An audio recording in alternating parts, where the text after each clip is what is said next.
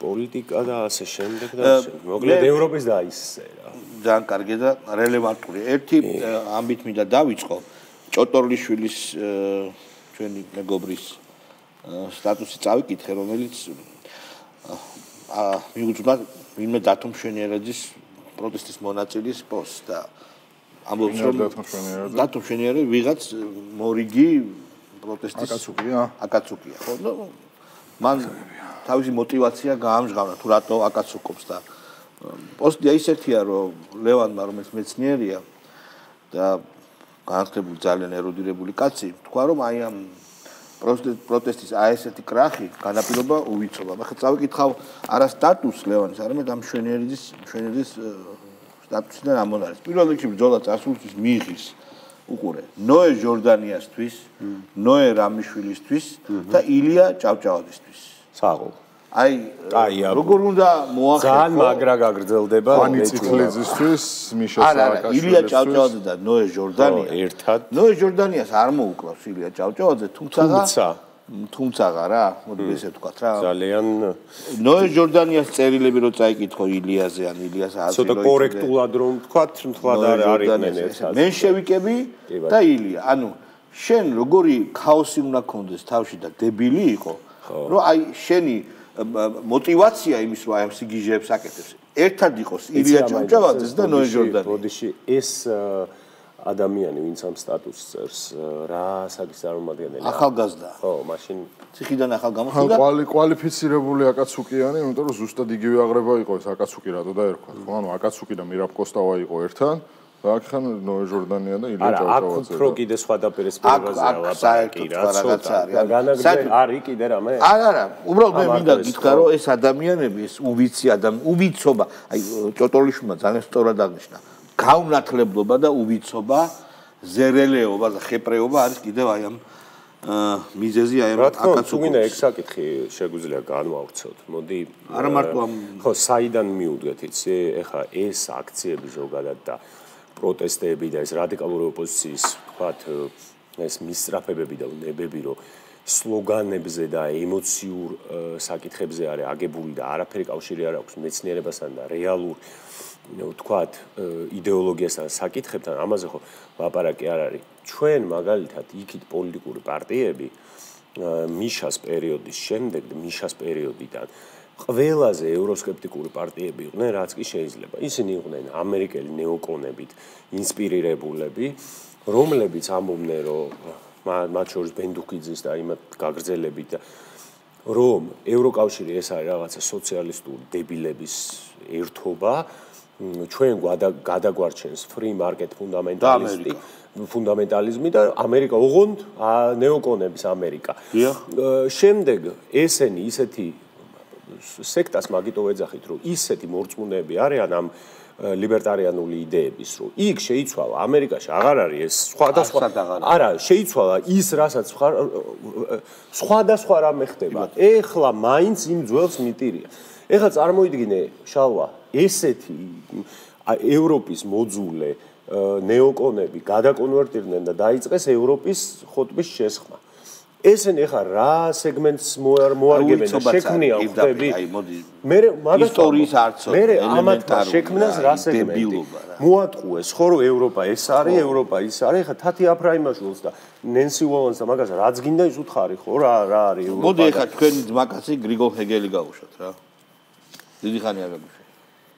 ეხლა ვიღაცა რომელიღაცა გამოპროტუნებული ხოჩი რაღაცას დააჭერს ხელს ეგრეთ წოდებულ პარლამენტში გონიათ ეგ ამგზავრავს მე არა და არასოდეს ნამდვილად ვერ მე ჩემი ამომრჩეველი გასაგებია გრიგოლ ჰეგელი უკვე ჰეგელი არ არის და შენ სხვა შორის აკრძალული ხარ ისედაც არა მე რა ვერ გავიგიცი რომ ეგზისტენცია მაკრძალა ეს ანუ მაგას გონია რომ ხელის დაჭერით ან მართლდება ან იგზალება ამას გონია რომ ეხა ეს დაშვებულია ეხა ეს არსებობს კი მე ვიტყოდი რომ სიცოცხლეში მისი ეგზისტენციური გააზრება არ ხდება ამისი როგორც სუბიექტის შესაბამისად შეუძლია რომ ეს ევროკავშირის ლოგო რო აქვს ხალხსტუხზე მიკრული აი მარტო მან თქონდეს სწორება როგორც ეგზისტენციური ისე პოლიტიკური დღევანდელი სხვათა შორის დღევანდელი სია ძალიან სიმპათიურად გამოიყურება. გეგელიას მერე მაგარი ბიჭი მოდის. ლევან სანკის შემდეგ ანაწითლიძე შეუცვლელია. იმის მერეც მაგარი ბიჭი მოდის.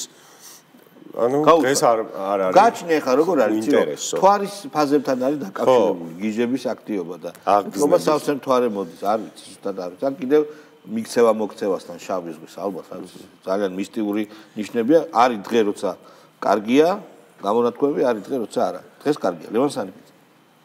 არავის აი პირდაპირ შემიძლია თქვა ცალ-ცალკე არავის არაფრის თავი არ გვაქვს ივანიშვილის წინააღმდეგ არსებითი გარღვევის მოხდენის. შანსი არ არსებობს ამისა. ეხლა ცალ-ცალკე კიდე ვიღაცა რომ აი ამას ეს არ მოწონს, იმას ეს არ მოწონს, მესმის, მაგრამ ფაქტობრივი მოცემულობა ჩემთვის, როგორც 25 წლის კაცისთვის, რომელიც ამ პროცესში ვარ ჩართული არის, რომ არ მინდა ჩემი შრომა იქცეს სიზიფეს შრომად იმის გამო, რომ ისევ ეგოების თამა შეეწიროს ამ ძალათა გაერთიანება. სიზიფე იცი სიზიფე არა, ამას ვერ დააბრალებ. რაღაცა ბოლო-ბოლო მამამის მეუყვებოდა ზღაპრებად რაღაცას. ხო, ნუ რა შეიძლება ითქვას ხა 25 წლის კაცი ვარო, ეგ ვიცით. კიდე რა თქვა? სიზიფეს რომ არ მინდა რომ გავწიო. მინდა რომ მოვიგო პირდაპირო. კაცმა ერთი გაიბრძოლა პოლიტიკაში და წაგება არ დაევასა. კი ბატონო. ხო, სიზიფე ძალიან ისტორიულად ძალიან მაგარი პერსონაჟი იყო და ღმერთი მათ დასაჯეს და იქამდე რომ მივიდეს ეს არის უბრალოდ ლევან სანიკიძე შემსრულებელი რაღაც სიგიჟის რა და აიგზალება ხო ეხლა ეს ლევან სანიკიძე ნაცებშია ხო? კი. რამდენად მე ვიცი პერსონალური აკრძალვები არ განიხილება და სანიკიძეს თუ ასე უნდა პოლიტიკაში შეუძლია სხვა პარტიაშიც მიიღოს მონაწილეობა და თხოვს ეხლა უკვე მათ-ხურად არიან ქცეული გავერთიანდეთო და როგორ უნდა გაერთიანდეთ ერთ-ერთი ნაწილი პარტიებისა ფედერალისტებს ჰა შეუერთდეს ფედერალისტებს. ფედერალისტებს აეკიდას თემა, ფედერალისტები არ ვიცი როგორ მიიღებენ ამას, არ ამგონია რომ ჯერგომ ეს მიიღოს. საინტერესო ჩვენზე მეტად დაგინებს ამათ. კი და საინტერესო. ნუ ხსაც გიგი უგულავა ყავდა მანამდე იმასაც ჩვენზე მეტად დაგინებს, მაგრამ იმას რა ქვია სადიყრი და უგულავა რომ სამგრელოს ფოთში მეგონი. ხო, იქ რო იყრიდაგენს, მაგის ქმარი და ეგ დაძდებდნენ უგულავას და ღომს ერთად ზელდნენ და იგი მაუსებს. ბევრ ამას ზელდნენ მარტო ღომს არა, კი ბატონო. გაუშვა ნაწილზე, გაუშტება. ვიტყვი იმას, რომ გზას იმისას, როგორ უნდა დასრულდეს რუსული საოკუპაციო რეჟიმი. ჩვენ ხედავთ ზუსტად ისე, როგორც ეს წარმოგვიდგინა 4 ოქტომბერს, იმიტომ რომ რუსული საოკუპაციო რეჟიმის წინააღმდეგ ბრძოლა ხდება. ანუ ისევ დამხობით, ისევ რევოლუციით დამასგული. აი ეს არის სიტყვებს აქვს მნიშვნელობა.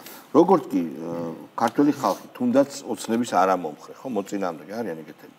იგებენ რუსული საოკუპაციო რეჟიმი ამ სიტყვებმა არაფერი კარგი არ მოუტანა ოპოზიციას. არ მტკიცდება, რომ ქართული ოცნება არის რუსული საოკუპაციო რეჟიმი. ანუ როგორც კი აი მართლა მაგიური ისა აქვს, რა ქვია, მნიშვნელობა სიტყვის სახელდებას, როგორც ამათგან დაძახებული რუსი უკვე კომპლიმენტად უნდა მივიღოთ, იმიტომ რომ ჩვენ შეგვიძლია გავაკეთოთ რაღაც ინფოგრაფიკა, თუ რა პრეზენტაცია, სადაც ჩამოვწერთ რაზე დაუძახებიათ ამათ.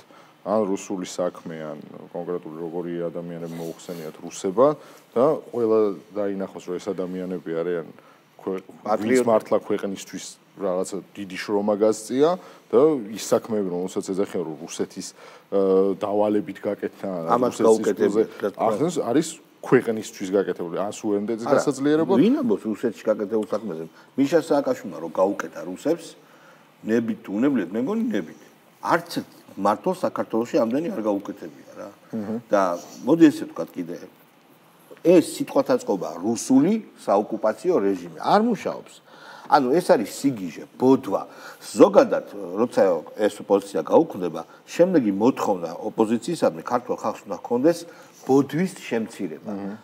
ანუ არა რეალურ მოგონილ ჭარბ რეალობაში ცხოვრება და იქიდან ღაღადისი, ხო? არამედ რეალობასთან დაახლოება და სხვა ზედსართავის სახელის დაძახება თუნდაც ოპონენტისთვის, ხო? რუსული საოკუპაციო რეჟიმი რა სიგიჟია? რა არის? არ მტკიცდება ხალხო მართლა, არ მტკიცდება ქართული ოცნების და რუსეთის თანამშრომლობა. არ მტკიცდება მე შეიძლება ვიცი რამდენი სოროსის ფონდის მიერ გადახდილი სტატიაც არ უნდა დაიწეროს. რა თქმა უნდა. არც ერთი არგუმენტი და არგუმენტს თავი დაანებე კაცო არც ერთი ქვეყნის სადაზვერო სამსახურს არანაირი ფაქტობრივი გარემოება არ გამოულენია მაშინაც კი როდესაც ბრიტანეთის იყო ხოლმე მგონი რო თქვეს რომ შესაძლოა ეხმარებოდეს სანქციებისგან თუმცა მე არაფერი ფაქტი არ დადებულა შექმნილია სანქციების კომიტეტი ძალიან ბევრ საინტერესო სტრუქტურაში მათ შორის ევროკავშირში გამოდის იმის ხელმძღვანელი და ამბობს რომ საქართველოში არ არის ვერ მოიძებნა ფაქტი რომ სანქციების მიღმა რაღაცა მოხდა ანუ თვითონ თავად კომპეტენტური პირები რომელსაც მოეთხოვება ზუსტი პასუხი ამბობენ რომ არ არის ასეთი ფაქტი. ხო, აი ხდება და ვერ იპოვეს ამდენი ხანი არის. ილია გლონტი. ეხლა კიდევ ერთხელ ამბობ სამწუხაროდ ისეთი პონია რომ ეს ძალასაც არ ვასწრებთ. გულწრფელად ვამბობ ამას, იმიტომ რომ თუნდაც ნოემბერ-დეკემბერში რაც იყო, იმასთან შედარებით ჩვენ დღეს ძალას არ ვასწრებთ. ეს კიდევ ერთხელ ამბობ, ბევრი რამის გამო მოხდა, მაგრამ ჩვენ იმისთვის რომ მივაღწიოთ შედეგს და რაც შეიძლება მალე თუ გვინდა მივაღწიოთ შედეგს, ჩვენ უნდა ვასწრებდეთ ძალას. და იმისთვის რომ ვასწრებდეთ ძალას, ბევრი ადამიანი უნდა იყოს ჩართული როგორც პროტესტში, ისე ყველა ჩვენ მოქმედებაში და ამისთვის საჭიროა ხალხის პირდაპირ ჩართულობა. იმისთვის რომ ძალას ვასწრებთ, გაჩერეთ. იმისთვის რომ ძალას ვასწრებთ, ბევრი ადამიანი გამოვიდესო და ბევრი ადამიანი რომ უნდა გამოვიდესო, ძალას უნდა ვასწრებთ. ჯერ კვერცხი იყო თუ ქათამი. ხო, აი ეგ თემა არის. არა, როგორი აბსურდია, იცი? მანკიერი წრე არის. აშკარად, არა. ძალას როგორ და ეს გლონტი რომელია რაღაცაა გაკეთებული თავად. ეს კაკუნის რო ეშინია. კაკუნის, ხო. დაიტოვეს ერთ-ერთი ხო, ჯიგარი ხარ. კაკუნის მეშინიაო. აი ხა ეს ძალას როგორ უნდა ასხივებდეს? როგორ წარმოუდგენია აი ასეთ ადამიანს, როგორც არის ეს ილია გლონტი, რომ რაიმე ძალა გამოასხივოს. ანუ ეს ბიჭო რა ვიცი, აი ხა მე არ ვასხივებ იმას რომ ვიცი ფეხბურთი. საერთოდ სპორტულობას არ ვასხივებ. ძალიან რომ მოვიდო, გამომივა სასაცილო და დამცინებენ. დაახლოებით იგივე არის ეს რა. უფრო მეტად ვიდრე გიორგი კირთაძე ვინ არის? არ ვიცი. ვინ არის? რომელი კოალიციის? ცვლილებები კოალიციის. გიორგი შარაშიძე ვინ არის? გიორგი შარაშიძე იცი? ვიცი? რომელია? აი შარაშიძე გავუშვით, იცი შარაშიძე? კირთაძე გვაინტერესებს. კირთაძე მეგონი არავინ არ არის. შარაშიძე იცით? აბა ვნახოთ. თქვენ მიეცით თქვენი აგებით, იმიტომ რომ თქვენ უწოდებთ არალეგიტიმურს, ლეგიტიმაცია პარლამენტს, ასე გამოვიდა, იმიტომ რომ ამის გამო დაგესხენ თავს თქვენივე კოლეგები თუ ეხა უკვე ოპონენტები თუ რა უწოდო ოპოზიციის პარტიას. ამისთვის კი ბატონო, მე რა თქმა უნდა ძალიან სწორი კითხვაა და მოდი ავხსნათ რეალურად ვინ მისცა ლეგიტიმაციას, თუ ვინმე მისცა ლეგიტიმაციას დღევანდელ ოცნებას. ეს პირველ რიგში არიან ის უპასუხისმგებლო პოლიტიკოსები, რომელთა უშუალო ჩართულობით, ხლა ეს არ აქვს მნიშვნელობა, ზოგი შეიძლება ამას შეცდომით აკეთებდა, ზოგისთვის შეიძლება განზრახ დანაშაულიც იყო, ზოგი შეიძლება სასარგებლო იდიოტის როლში იყო, როდესაც არჩევნების ნაცვლად აი მშვიდობიანი დამხობის აქციაზე გასვლისკენ მოუწოდებდა 4 ოქტომბერს ქართულ ხალხს, მაგრამ მივიღეთ ის რაც მივიღეთ და ეხლა ბევრს კი უნდა და მათ პირველ რიგში კი სურთ რომ ეხლა ეს ფურცელი გადავფურცლოთ და მალე დაგვავიწყდეს. ანუ ეს გახარიას პარტიის ახალ მიმართულებას აღნიშნავს. ანუ კონსტრუქციულ ოპოზიციას უნდა ჩამოყალიბდნენ. მე ხათუჩორის მოვისმინე ამათი შეკითხვები, მინისტრი დაიბარეს და ასე შემდეგ და რაღაცა ზედმეტი ტოქსიკურობის და ყვირილის გარეშე. ანუ თან არ იგზავნება ხო პარტია? არა, მაგრამ ძალიან კომიკურები რო არიან მაგას რა უყოთ და მოღალატის პარტია რო არის. ხო, არა აქვს ერთი ადგილი რო რაიმე გააკეთონ. ხო, ამათ ხლა არა აქვს, მაგრამ პარლამენტში რაღაც ის იქნება რა. რამდენი კაცია? 8 ხო? 7. აზია რა რამდენი კაცია მაგრამ რამდენი კაცი ყავთ 8 კაცი ნუ 8 კაცით შეიძლება რაღაცა ფაფხური რა ხო მაგრამ თუ დააკვირდები 50 რო იყვნენ რამე შეიცვალა თუ დააკვირდი არ იქნებოდა ისეთი კოკოლა ვეღარ დააყარეს თავად წაგებულმა ნაცებმა ამათ ანუ სხვა დროს რო შესული ყველაზე მაგარიც რა ორ იმაბერიძის დავადების დღე იყო რა თუ ზუსტად მახსოვს და მიულოცეს პარლამენტში კოლეგებმა ხო და უცებ რომელიღაცა გახარიას პარტიის წევრმა გააზრო ჩემი დაბადების დღეს არის მეც მომილოცეთ ვიცი მერე მიულოცეს რა თქმა უნდა ხა ადამიანები ვართ ხო შეშურდა რიმას მოუნდა ხო ნუ თუ მოუნდა წესილად მოიქცეს რა თენგოთებზადეს არ უშვებ მაგრამ მაგარ რაღაცას ამბობს არა გიხვეწები რა ინდურ ფილმებზე ლაპარაკობს მოისამინტერესებს ინდურ ფილმებს დიდ პატივს მაყურებელი არ ვარ მაგრამ დაახლოებით ეგეთი ჟანრია რა პარტიის დაგზავნაზე მომოს ვერ გაგვაჩერებ მე აქ ნანახი ნეტა ხო და ზიტა და გიტა აიქნება ნანახი ესა Slumdog Millionaire, მაგრამ არა ინდური ბრიტანული ფილმი. აი, გადავიდეთ რა გეხოცები. Tango არ გქონდა. Tango რატო? აი, ამიხსენი Tango რატო? იმიტომ რომ სრულად სტერეოტიპი ტიპია, არაფერ ორიგინალურ საინტერესოს და ფრიკობას და სიგიჟეს არ აკეთებს. ირაკლი კუპრაძე? ჰა? ირაკლი კუპრაძეც არანაკლებ სტერეულია და მოდი ირაკლი კუპრაძეც დაახლოებით იგივე, აბსოლუტურად არ ბიჭო, ნუ ის იყო რა ქვია. ირაკლი კუპრაძე სასაცილო იმიტომ არის, რომ თავი ეგონა კალაძის კონკურენტი. რა გინდა მეტი? ცოტნე კობერიძე გავუშტება. ანეკდოტი არ არის კუპრაძეზე. აი, სერიოზული. ყველა ადამიანი ორღონერთობა იყოს და ყველა და ყველაფერთან ვითომ სიამტკბილობა გაქვს და კარგად ხარ. და ეგეთი რაღაცეებიც არ დაგვემართება. თუ ზოგადად მხოლოდ მანტრას ავითარებ ხდება რომ ორღონერთობა იყოს ეგ არ მნიშვნელოვანი. ვინ ხალხის ერთობა ეგ არის გადამწყვეტი სინამდვილეში. ვინ არის ის ხალხი რომელსაც აქვს პატიოსნება, სინდისია, გონების თვალი აქვს და განჭვრეტის უნარი აქვს და რაღაცა ოპოზიციაში. ჩემი აზრით სრული დეგრადაცია არ ქვია, დაშლილია ზოგი რას ამბობ, ზოგი რას ვერ გამოდიან შოკიდან. იგზავნება ხო პარტიები, ეს პარტიები ვერც უწევენ წინააღმდეგობას, ანუ შოკში არიან, დიდი დარტყმა მიაყენა რა. სხვა შორის ნაცებმა იციან რომ წინააღმდეგობის გაწევა ამ შემთხვევაში რეალურად ეკუთვნით რა. როდესაც მართლ გუნდში თან დაიწყო პარალელები დენაციფიკაციაზე და მსგავსი მიმართულებით, ანუ ესე იგი ნაცისტურ გერმანიაში რაც მოხდა, მათ შინაგანაც სწორება აქვთ რა ნაციონალურ მოძრაობის წევრებს, რომ ეს იყო ზუსტად შენ როდესაც სისტემურ წამებას მიმართავ რაღაც კონკრეტული იდეოლოგიის დასამკვიდრებლად და შენ ყავს მიზნობრივი ჯგუფები, რომლებიც უნდა აწამო, რომლებიც უნდა გააქრო და ასე შემდეგ და ამ სისასტიკეს უდგები სრულად რაციონალური პოლიტიკური მიზნებით, ნაციზმი არა უბრალოდ მეტი გაქანება არ იყო თორე არა ციხე რაც იყო შიგნით ხო ნაციონალურ მოძრაობის დროს ეს არის სრულად იდეოლოგიური მანქანა აპარატი რეპრესიული აი ლევან ბეჟაშვილი არის ესეთი აი ლევან ბეჟაშვილი დაუშვი ნაციონალური მოძრაობა ეს არ იყო მარტო პარტია ეს არის იდეის გარშემოთმული ადამიანების ერთობა რომელიც 100,000-ობით ადამიანს და მხარდაჭერს მოიცავს და ნაციონალური მოძრაობა ასხივებდა იდეას წარმატებული 9 წლიანი ქართული სახელმწიფოებრიობის ახალი ქართული სახელმწიფოებრიობის დაფუძნების რომლის წარმმართველი ძალა მიხეილ სააკაშვილი იყო და რა საერთაშორისო წარმატებები გააჩნდა ამ თვალსაზრისით ყველა ძალიან კარგად გახსოვთ ნომერ პირველი რეფორმატორი ანტიკორუფციონერი სახელმწიფო და ასე შემდეგ და ასე შემდეგ ეკონომიკის აღორძინება, სოციალური სფეროს აღორძინება. ხო და ესეც სიტყვები кайხანია. თვითონაც სხვენიათ, მე მგონი, ეხლა რაღაც გამოუვიდათ. ესეც სიტყვები არ გამიგია, რომ ნაციონალური მოძრაობა იყო გარკვეული იდეის გარშემო გაერთიანებული. როგორც მოდი იდეებზე რომ ვილაპარაკოთ, ჯერ უნდათ დემოკრატია, გახსოვს ჰონკონგი კი არა და სინგაპური რომ უნდათ. ანუ იდეებიც კი არ ქონდათ ჩამოყალიბებული. ძალიან ეკლექტიკური იყო ბენდუკიძე, რომელიც იყო სუპერ ლიბერალი ანუ ორთოდოქსი ლიბერალი იყვნენ სხვა ადამიანებიც იყვნენ ახალაიების კლანი რომელსაც საერთოდ იდეოლოგია არ ჰქონდა და იყო უბრალოდ ნევროტული ადამიანების ფსიხების დაჯგუფება მთელი ოჯახი შეიძლება ასე ითქვას რომელიც პირდაპირ მოქმედებდა და წამებით ერთობოდა იყო ადეიშვილი როგორც მორიარტი მაგრამ თვითონ მორიარტის ერთი ადგილი არ ქონდა ვაშკაცობა, მაგრამ შექმნა ეს ობობას ქსელი და რა ვიცი. კეზერა.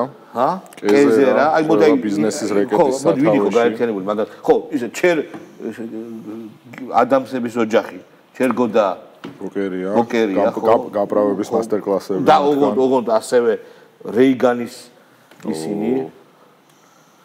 რა ვიცი, ეგრა იდეოლოგია იყო, ეგრა ერთობა იყო. ეგ რა იყო საერთოდ? ეგ იყო სადაც წითელი ამერიკული მარლბორო არის თავისუფლება და კოკა-კოლა. და რეიგანის ძეგლს უნდა ეთამო. ეგ რო არის შენი იდეური მექა. აი რო გინდა რომ შენ სული ცხონდეს კოკა-კოლასთან, მაკდონალდსთან, ანუ ამერიკული კონსუმერიზმი რო არის შენი რელიგია. მაგითი რო ხარ მაგრამ შენ წარმოგენა ოღონდ ეგრეც არ არის ყველა არისო მაგიდეის მიმდევარი ყველა არა კაცო ახალაი მაგრამ საერთოდ რა ისენ ან კონსუმერიზმი ან ამერიკა მათთვის გავგებარებთ. მე ამ შემთხვევაში ჩერგო ბოკერიაზე და რეიგანის კლანზე ვლაპარაკობდი მართლა სანთელს რო უნთებდნენ რეიგანს და იმას რა ქვია. დღესაც აკრძალულია. სიორიზე ვინ არის გიორგი? გურულია და ვინ არის? ლელოს წევრია, გაუშვით აბა. ნახოთ ვინ არის. ნიშნულოვანი პრეცედენტი დამყარდა მაშინ ამ ქვეყნისთვის და მას შემდეგ მისი ევოლუცია, მისი მეტამორფოზი უკვე არის ბოლო სტადიაში, ხო? დაიწყო როგორც დემოკრატიულმა ხელისუფლებამ და ახლა არის უკვე ბოლო ფაზაში, როგორც ავტორიტარული არალეგიტიმური რეჟიმი, რომელსაც არავინ აღარ ესაუბრება. ჩვენ ჩამოყალიბეთ, გავაჩეროთ რა. მე მინდა რომ რაღაცა წესრიგი შევიდაროთ. ეს არის ტირანია, ავტორიტარიზმი, დიქტატურა, პირსისხლიანი ტირანია თუ რომელია? ავტორიტარიზმი სხვა არის, დიქტატურა სხვა, ტირანია სხვა არის, ტოტალიტარიზმი სხვა არის, საერთოდ სხვადასხვა რაღაცა, პირსისხლიანი სხვა არის. ანუ არ შეიძლება რაღაცა ერთ მახასიათებელზე ჩვენ აი მაგალითად წმინდა აკადემიური ფორმატით შენ მიშა სააკაშვილის მმართველობას რას და ავტორიტარიზმს ну формалურად დიქტატურა არის ფორმალურად ჯერ არ იყო გაფორმებული ავტორიტარიზმი თლად მაგრამ თქვათ ფაქტიურად იყო ავტორიტარიზმი იყო ნიშნები დემოკრატიისა სხვადასხვა არხები რომელსაც ეს იყო ალბათ ყველაზე კარგად შეედარება ლათინო ამერიკულ აი რაღაცა მემარჯვენე პინოჩეტს ბიჭო პინოჩეტი კიდე უფრო ვიზიონერი იყო რა ხო პინოჩეტი კიდე ხდი მაგრამ მარტო კომუნისტებს ებრძოდა მაგრამ მაინც ლათინო ამერიკულ მემარჯვენე განსაკუთრებით deep state-ისგან მხარდაჭერილ ძალებს რომლებიც შიგნით ნუ ავტორიტარულ და აი პირსისხლიან მართლა ელემენტებზეა დაფუძნებული მაგრამ არ იყო დიქტატურა არისო ხო და ამ ესენა ჩამოყალიბდნენ რა აი ჩვენ მაგალითად ჩამოყალიბებულად თქვენ გიჟებს გეძახით. ყველა ხართ გიჟი. ან კოთვერანი, რომელიც გიჟებს იყენებს, ან გიჟი. ხო, ეს ჩამოყალიბებულია. დაცები ხართ ყველა. აი და დაგვიმტკიცეთ თუ გინდა გაიგეთეთ ანალიზი და ნახავთ. ხო და აი როგორ არის, რომ ქართულმა ოცნება სახელდების ოპერაციას გვიან, მაგრამ წარმატებით განახორციელა. ყველას დაარქვა დაცები, ვინც ესენი არიან და დედაუტირა. ქართული ხალხის მანდატით. და ეხლა ცოტა ხანში ჩაურეცხავთ ამ. ხო, და თქვენ უნდა ჩამოყალიბდეთ თვითფასო აქტივისტებო და ვინა ვართ ხა ჩვენ ავტორიტარები ვართ დიქტატორები თუ დიქტატურა დაამყარა 16 წელს იძახდა ნიკუტა ხო იძახდა რომ დიქტატურა დაამყარა და ნახოთ რა კი ბატონო აბა ხა ჩვენ გავუშვათ ირაკლი პავლენიშვილი არჩევნების წინ ჩვენი პარტიის ლიდერი მაგრამ მიხეილ სააკაშვილი აცხადდა რომ ერთიანი სიაში ვხვნათ. ამ ყველაფერს ეს ადამიანი საუბრობდა, ჩვენც საუბრობდით, მაგრამ ვერ გამოდიოდა, იმიტომ რომ გამყოფი მეტი იყო. ეს საკითხიც სააკაშვილის საკითხიც იყო ხშირად გამყოფი, ვიდრე გამაერთიანებელი. მაგრამ ჩვენ რა ვხვნათ, ანუ თავს ხო არ ავიგზავნოთ, ეხა მეტი ეხა თქვენ არ აგეგზავნენ. არა, ხო, ეს აგზავნო ეს სხვა რაღაცა გავხალთ. კი ბატონო, ეს ვინ არის პავლენიშვილი რომელ პარტიაში იყო? ნაცებია როგორც ნაცები უკაცრავად ხო თავი სხვა რა ვიგზავნოთ თავი აიგზავნეთ პრაქტიკულად რა თქვენ მოაწყეთ 4-ში ამით პრაქტიკულად თავი ანუ პასუხისგება არ უნდათ რა უყურე როგორ არის რაღაცა სიგიჟე ჩაატარეს გვამხობდნენ ხალხი არ აყვა სტრუქტურებმა კარგად იმუშავა აღიკოთ ეს ყველაფერი და ის არ უნდათ რა პასუხისგება რა პავლენიშვილის თავიდან ქვეყანას რეუდნენ გამხობა ერთი არის ხო ინგლისის პრემიერის კონდა ინტერვიუ, რაც დეტალურად ჩამოთვალა ხო, ყველა ის შედეგი, რაც დადგა ამათი მავნებლობის გამო. ნებისმიერი ის აბსურდს მოყოლილი დიდი აქციები, რომლებიც ჩაატარეს და რომლის დანიშნულებაც ეგ იყო საბოლოო იქნება როგორ რევოლუციამდე მივიდეთ, ეს იყო პირველ რიგში რაც უტყავდა ქვეყნის ეკონომიკას, რაც უტყავდა რაღაცა გარეშე ინვესტიციის შემოსვლას, რაც უტყავდა რეგიონში ჩვენი სტაბილურობის განსაზღვრას, ძალიან დიდი ხნის მანძილზე ეს ადამიანები ოპოზიციაში, როცა იყვნენ და ბოიკოტის რეჟიმში არ იყვნენ და ერქვათ, რომ იყვნენ ოპოზიცია, რომელიც რაღაც კანონშემოქმედებითობაში იღებდა მონაწილეობას, სხვას არაფერს არ აკეთებდნენ, გარდა იმისა, რომ ქვეყნისთვის რამე ევნოთ. შესაბამისად, ახლა მარტო ის, რომ ამათმა 4 ოქტომბერს გადაწყვიტეს, რომ პირდაპირ წესით დამხობა გაეკეთებინათ, ეგ არაა მარტო ამათ. თეონა ბაღდავაძე ხო იცით? დაიონა. დაიონა ხო და დადო ნახე. ყველაზე ციგნიერი ადამიანი. ყველა კოც რო ნერვებს მოუშტი და შენ ხარ მშვიდად და ესეთ ფოტო დადო. ნუ გასაგებია. მე აქ მის კარგობაზე, მაგრამ როგორი ამბიცია უნდა ჰქონდეს აი თეონას. ზოგადად ეგეთი რომ ყველა კოც ნერვები მოუშალა. შენ როგორ უნდა მოუშალა? არა, პროსტა. ანუ ყველა კოც ხვდები რა ძალაა? როგორ უნდა მოუშალა? ანუ ერთ კოც როგორ უნდა მოუშალა? ვაფშე ვინმეს როგორ უნდა მოუშალა? აი გავიგე, მაგრამ ყველა კოც, ანუ საკუთარი თავი წარმოუდგენელი ადამიანად ზეპირსიტყვიერებაში ამას ცოტა ისეთი უხამსი ძალიან დიდი attention word როგორი კომპლექსია როგორი კომპლექსია იცი აი დიდი ღრმა რომ თავისი არსებობით და რასაც ჯღაბნის ხო ხშირად გაუმართავს რატო გაუმართავს ნუ როგორც არის რა ბორხესი ხო ეგ უნდა მოყვეხონ όλს იმიტომ რომ ხალხმა რა იცის მოყევია მოკლედ აიონამ ერთხელ ზუსტად არ მახსოვს რა ეწერა, მაგრამ ბოსხის ნაწარმოებებზე ხატვარი გერმანელი იორინ ბოსხი მოკლედ ბორხეზე ბოსხი და ბორხეზი აერია ერთმანეთში ხო და რომელი აერია ეგ არ მახსოვს ნოვიაფონი და საქსაფონი არა რომელი აერია გახსოვთ რომელი გაცარმა ბორხესი ხო ან ბორხესი ეგონა ხო და რომელი ან მოკლედ ან ბორხესის ან ბორხესის ხატრობაზე ლაპარაკობდა ან ბოსხის ნაწარმოებაზე დამშოლობა აქვს ამ მნიშვნელობა ანუ აი მაგალითად რომელი უნდა იცოდეს უფრო კარგად ბოსხი თუ ბორხესი არა რო თქვა ალეკო ჰიჩკოკი არა რო თქვა რომ ბორხესის ნახატი რაღაცა ისეთია რა შეიძლება ხატავდა კიდეც ხო ჩანახატები ექნებოდა რა. მგონია. კარგით მეგობრო, დიდი მადლობა იმისთვის რომ არსებობთ. ჩვენ გემშვიდობები, ჩვენ ორ შაბათამდე გემშვიდობები და ყველაფერი კარგად იქნება. მადლობა ყურადღებისთვის. ნახვამდის.